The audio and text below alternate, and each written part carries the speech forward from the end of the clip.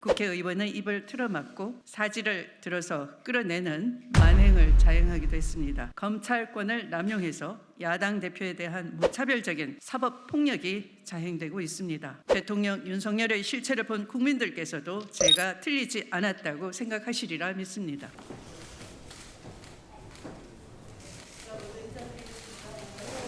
여러분 반갑습니다. 22대 당선인, 아직 당선인 신분이죠. 추미애가 여러분께 인사드리러 왔습니다.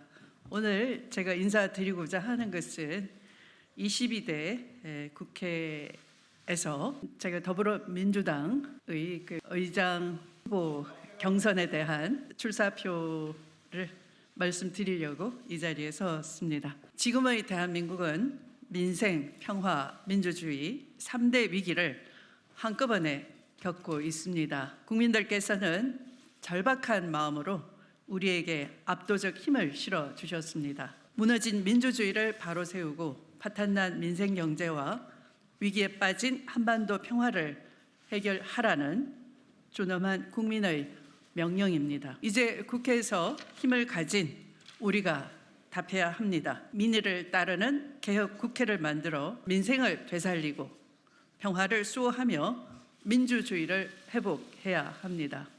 압수수색과 무더기 기소로 온 나라를 공포 분위기로 몰아가는 검찰 독재 정부는 언론 통제 등 비판적 목소리마저 입틀막을 자행하고 있습니다.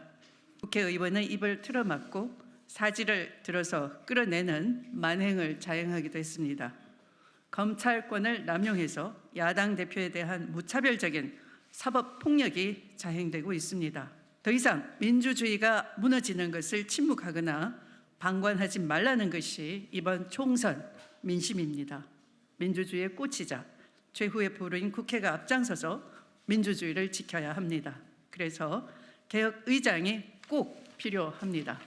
이른바 추윤 갈등 프레임은 윤석열 검찰총장의 검찰 쿠데타 세력이 만든 것에 불과합니다. 보수 언론과 보수 진영이 윤석열 영웅 만들기에 몰두하고 있을 때 법무부 장관으로서 윤석열 총장의 본인과 가족의 관련된 비리 의혹을 끝까지 밝혀 싸우고 징계를 했던 것입니다. 1심에서 검찰총장 징계가 적법하다는 판결이 있었고 이에 추미애가 옳았다고들 합니다. 윤석열 정부 2년이 지난 지금 그 당시 문제가 됐던 채널A 검언 유착 의혹, 김건희 주가 조작, 고발 사주 의혹 등 검찰 쿠데타의 진상들이 속속 확인되고 있습니다. 대통령 윤석열의 실체를 본 국민들께서도 제가 틀리지 않았다고 생각하시리라 믿습니다. 저 추미애는 어려운 시기마다 원칙과 소신을 가지고 부당한 공격을 받더라도 국민의 인권과 사회적 정치적 진실을 향해 싸워왔습니다.